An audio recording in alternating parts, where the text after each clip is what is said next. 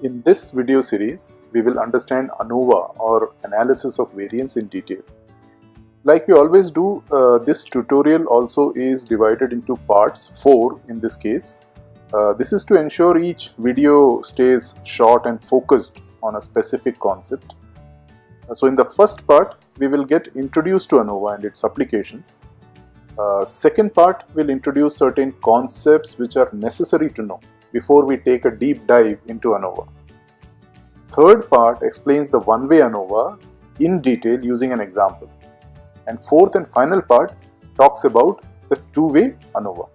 So in this first part, we will get a basic understanding of Anova, its usage, and the prerequisites to understand the concept. Now Anova stands for analysis of variance. That's known. But if you try searching for a definition of Anova, what you will get would be something similar to this. It will say, when comparing two or more independent samples, Anova would help to determine if a statistically significant difference would exist between their means. So it compares the means of the response variable at different factor levels to establish the statistical significance. Mr. Sigma is a very curious guy. So what question you have? Yeah, please go ahead. Is it analysis of variance or analysis of means? Okay, I understand from where you are coming from. This is a common doubt I too have come across during training sessions, that we call Anova analysis of variance. But then we define it by saying that Anova analyzes the means of the response at various factor levels. So let's spend some time to understand this perspective. Now in stats, we always draw inferences, sometimes about the population parameters using the sample stats, or sometimes to understand which sample is better than other if we are comparing the sample performances. And how do we go about it? What is the primary data characteristic which we use to decide which sample is better? Typically, it's the central tendency of the data, the mean or the average. So let's say we are comparing the efficiencies of two processes. Now efficiency we know is a higher the better metric. So let's say the mean of efficiency for process 1 is higher than process 2. So process 1 is better, right? Right at that point of time. But would these calculated efficiencies remain the same over a period of time? No. Due to the impact of internal and external factors, there would be change in these means. Now that's what variance is all about, isn't it? So when we use stats to make this process comparison, it will state the judgment with a term called confidence level. It will state that in 95% of the cases, process 1 will be better. Or it may say, we have 95% confidence that process 1 is better. Why this confidence level? And a simple math tells us that mean 1 is greater than mean 2.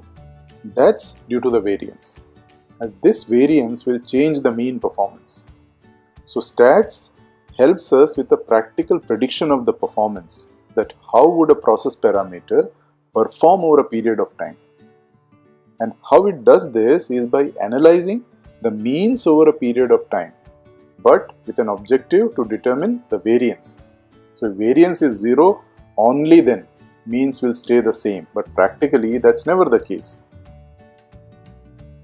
So higher the variance, lower will be our confidence to say that a process will be able to sustain its current level of performance in short term as well as long term. So what is happening now? We take samples, we determine the sample means, then we study the variance of this mean across samples or levels. We use this variance to then decide on our level of confidence to say if the sample mean will sustain itself or deteriorate over a period of time. And that's why it is analysis of variance. Okay, now let us understand what Anova is and what it does. So when we compare two samples, what's our first objective? First, we want to rule out the possibility that the two sample performances are same or equal, as then only we need to further study if one is better than other. In stats also, we start with the same approach.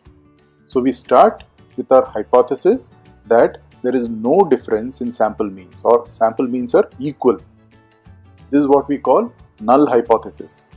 Now this hypothesis may be right, may be wrong. That's what we try to prove through our analysis. So if this hypothesis is proved wrong, then we should know what should be right. That's what our alternate hypothesis states.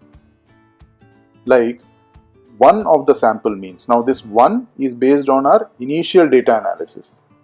So one of the sample means is better than the others. So Anova helps us to test these hypotheses. It tells us if the means of these samples are statistically different or not. If they are different, we reject the null hypothesis. If they are not different, we fail to reject the null hypothesis, and in turn have to accept the alternate hypothesis. As a practitioner, always remember that Anova just tells us if the sample means are different. It will not accurately tell us which of the sample mean is superior to others and by how much. So once we are certain from Anova that the sample means are different, we follow it up with few other tools like analysis of means or ANOVA, or we use Tukey's test in Anova to determine which sample or factor level is better than other. We'll go through these tests in section 3 and 4 of this tutorial. We know that learning should follow a curve which is gradually increasing. That's when it gains depth.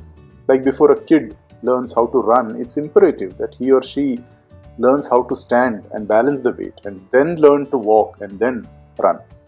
Now same logic applies to any new concept. Anova is a very useful concept and finds wide application in data-based decision making. To understand this concept in detail, it's imperative that the learner is clear about few subordinating topics. I'll walk you through these topics. Section 2 covers them in brief, and if you are clear about them, you can skip section 2 and take up section 3 directly. But if there is an element of doubt, I suggest you go through section 2 as well. Now first topic is to understand the basics of hypothesis testing and the associated errors.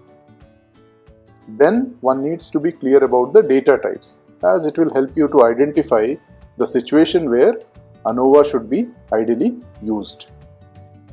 Then one also needs to understand the properties and differences between few distributions, as it will help you to critically understand the statistical interpretation of Anova calculations like F-stat or p-value or confidence intervals. Then finally, one needs to know the concept of within subgroup variation and between subgroup variation. This will help to understand the statistical interpretation of Anova calculations like sum of squares, mean sum of squares, and pooled standard deviation. So this is how we will approach Anova from a learning perspective. I hope as a beginner now we understand what Anova is. I'll see you in section 2 where we will briefly touch upon the subordinating topics which are important to know when we are studying Anova. I hope this video was useful. We would always be delighted to see your likes, comments and mails as we consider you an integral part of our learning endeavor. Keep watching this page as we plan to host more learning videos on concepts from DMAC, Lean, DFSS, re-engineering, theory of constraints, BPM and operations research. Please do subscribe to the page and keep receiving updates as and when we upload a new tutorial. Do share the links or channel details in your group so we end up creating a much larger learning community. In case you want us to talk about any specific concept, feel free to contact us. The contact details are mentioned here on the slide as well as on the page. So good luck and happy learning.